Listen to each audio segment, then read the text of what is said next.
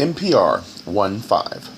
The dispensations of eternity shall not remain hidden from him, nor shall life conceal its mystery. Behold, herein is wisdom and knowledge given to you, that in the fullness of time all the inhabitants of the earth may dwell in its glory.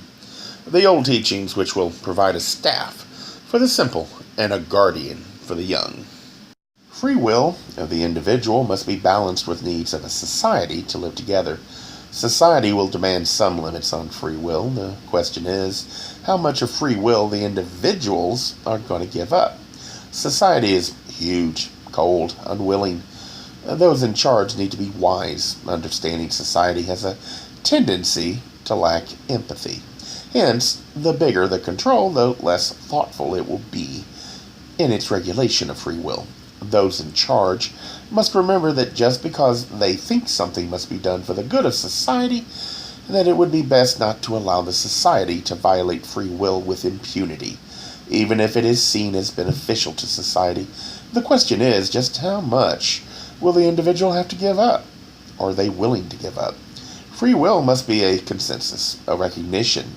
Just because you can do something, if it violates too many needs of the individual, then it is not a good thing that will be tolerated for long.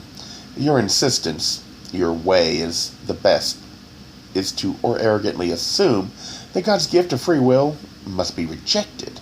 Your insistence on labeling anything that you do not agree with as evil is also wrong.